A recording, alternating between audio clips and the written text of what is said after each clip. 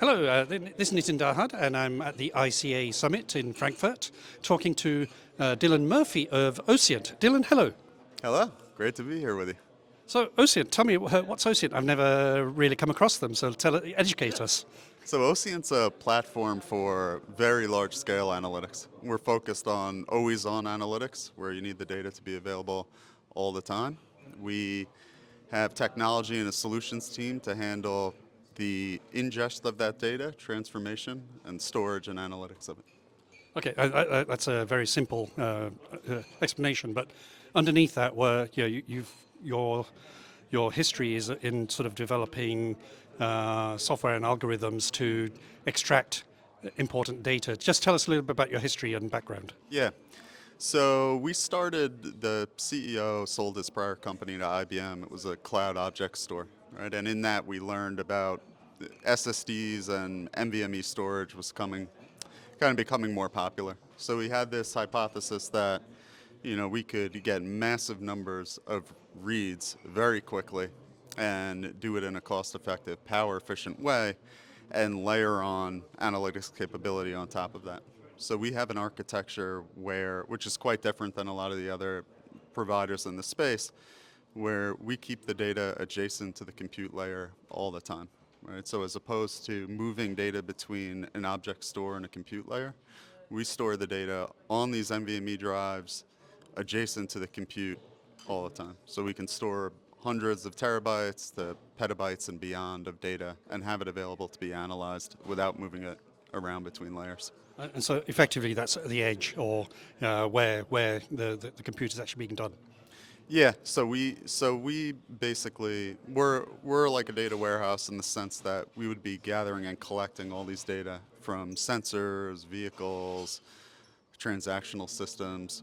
We'll take in the data and we'll be able to analyze that data adjacent to all the other data in this massive store, so that you can get insight not just from what you're looking at the stream, but from other parts of the business, from weather, from all the data that you're collecting. And so I guess these algorithms, what you're developing is customized to each customer, is that right? Because they need specific information. Yeah, so we work with the customer very closely to design the schemas of the data.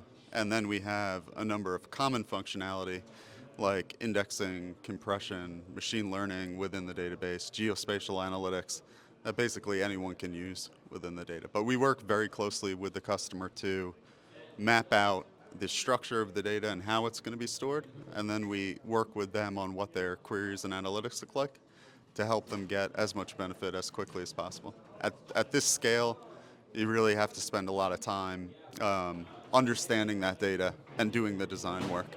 So we aim for interactive performance at trillion plus record scale.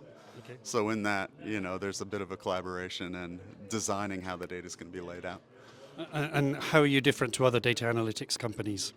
Yeah, so we have a few key differentiators. One of them is, a lot of the cloud providers are really geared towards elasticity and bringing up resources up and down when you need them, right? The use cases we work on are such that you need that data to be available all the time, and we can do that in a very cost-effective and performant way. So the architecture, we call it compute-adjacent storage, whereas something like Snowflake would be remote object store. So they're moving data between layers. So that's one. The other thing we do is we focus on the journey of these very large data sets. So we know, from our history, and this was part of the design from the start, that with these very large, important data sets, they end up getting split to different platforms to do specific types of work. We've merged that functionality into one platform, so that allows for less data duplication, better power efficiency. We're doing more in one place, and then allowing us to kind of analyze that data adjacent to the other data to get more insight, right? So we are different in our philosophy of focusing on hyperscale first, and we don't worry about a lot of the small data sets and the smaller customers. So that sounds like it's ideally suited to automotive, and that's why you're here. You haven't so far targeted automotive, but what's your sort of feeling about how it's relevant for here? Yeah, so we know that a lot of these use cases and challenges that the automotive industry is facing to get to where they need to be with autonomous driving, electric vehicle adoption, safety, personalization, they all require massive data sets coming off the vehicles, but they also require these adjacent data sets like weather, manufacturing data.